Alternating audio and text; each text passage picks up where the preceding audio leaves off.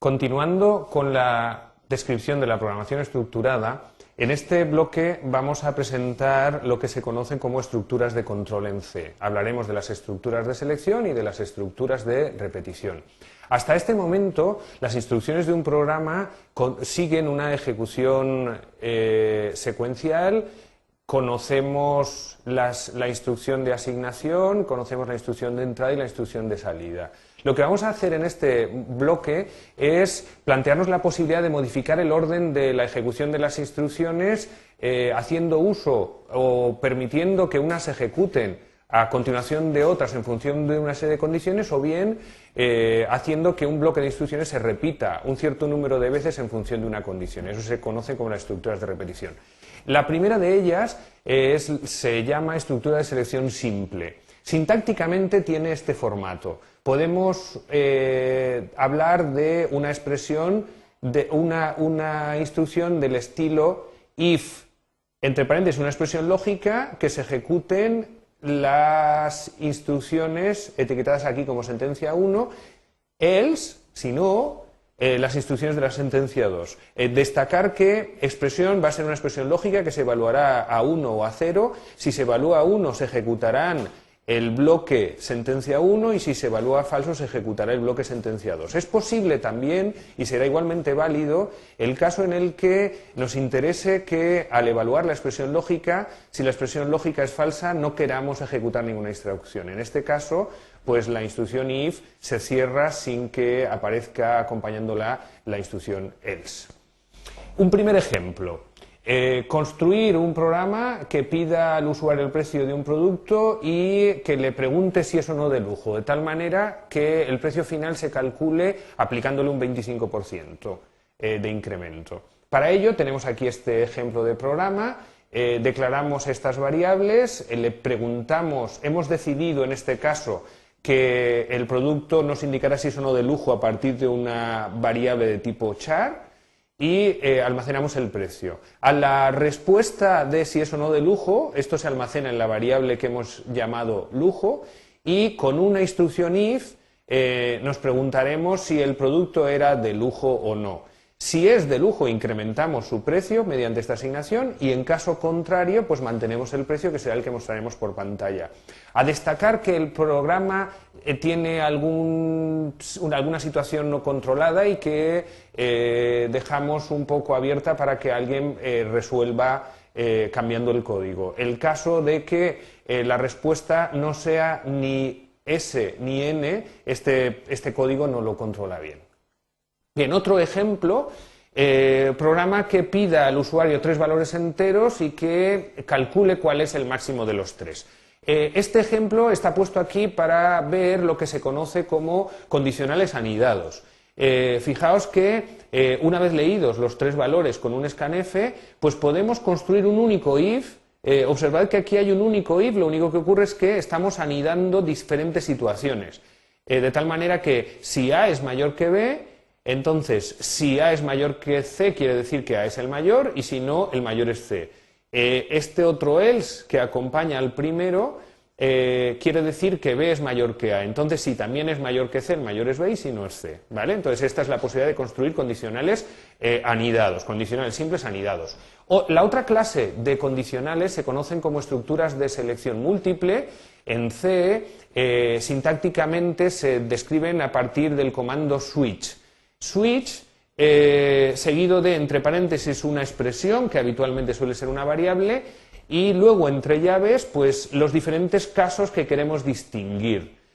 Sintácticamente es la palabra reservada case, seguido del valor con respecto al cual queremos hacer cada una de las sentencias. Es más fácil de entender mediante un ejemplo, que es lo que vamos a ver a continuación. Pues observad que tenemos una variable indicador que habrá tomado un valor y lo que pretendemos es, dependiendo de cuál haya sido ese valor, pues realizar unas acciones u otras, ¿vale? Fijaos que es posible utilizar el caso default para descartar cualquiera de los otros anteriores y también destacar el hecho de que todo caso viene encerrado o viene finalizado por la instrucción break.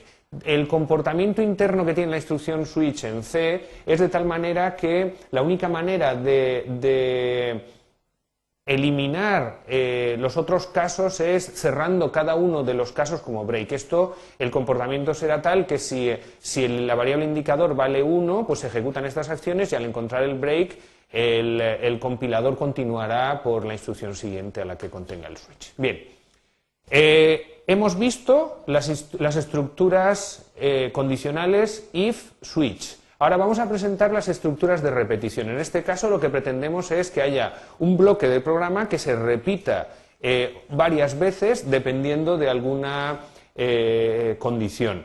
En C tenemos tres posibilidades de estructura de control que sintácticamente se reflejan como se habla del while, del do while o del for.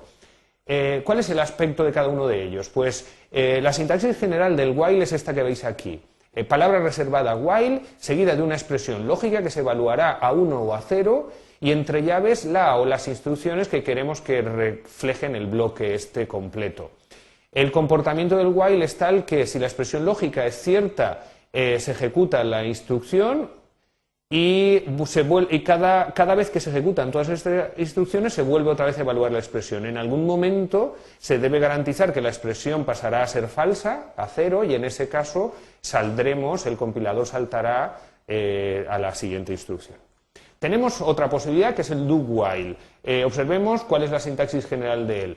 Palabra reservada do y entre llaves la o las instrucciones que conforman el bloque a repetir y finalizando con la palabra reservada while seguida de una expresión lógica. ¿Cuál es el comportamiento? Pues esto significa ejecutar las instrucciones mientras la expresión lógica es cierta. Cuando la expresión lógica se haga falsa, el compilador continuará ejecutando la instrucción que aparezca a continuación. Por último, existe una tercera posibilidad que en C es muy cercana a la instrucción while. Es la instrucción for, que tiene una cabecera un tanto particular. Observemos que en la instrucción for, a continuación, entre paréntesis, tiene tres bloques separados por punto y coma.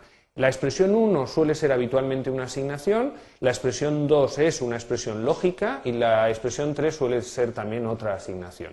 A continuación de esta cabecera aparecerá la o las instrucciones que queremos que conformen el bloque a repetir.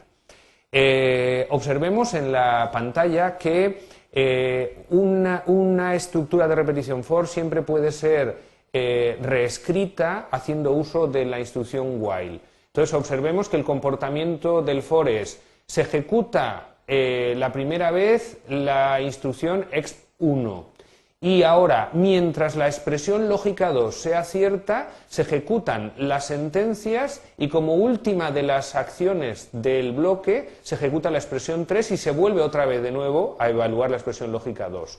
Hasta que la expresión lógica 2 no se haga falsa, el proceso se repetirá ejecutando sentencias y como última de ellas la expresión 3.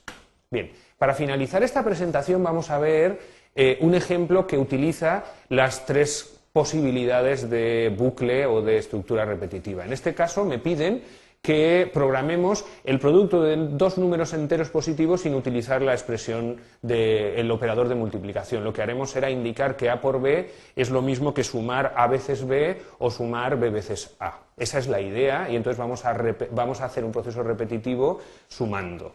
Esta primera solución utiliza la estructura repetitiva while y lo que hacemos es leemos los valores que queremos multiplicar, utilizamos dos variables auxiliares res e i y va a ser un contador que va a contabilizar el número de veces que sumamos y res va a ser un acumulador de sumas de bs.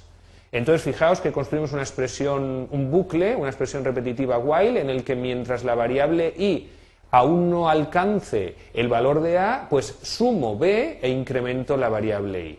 Repetidas todas las veces hasta contabilizar la suma de Bs, pues nos salimos del bucle y escribimos el resultado. ¿Cómo podemos trasladar esto a la instrucción repetitiva do while? Pues simplemente, fijaos que en este caso es algo tan inmediato como prácticamente lo mismo. Una cosa sí me gustaría destacar, sí que hay una diferencia clara entre el uso del while y el do while. La diferencia es el momento en el que se evalúa la expresión lógica. En el while, la expresión lógica se evalúa antes de realizar las instrucciones y en el do while se evalúa después de la ejecución de las instrucciones.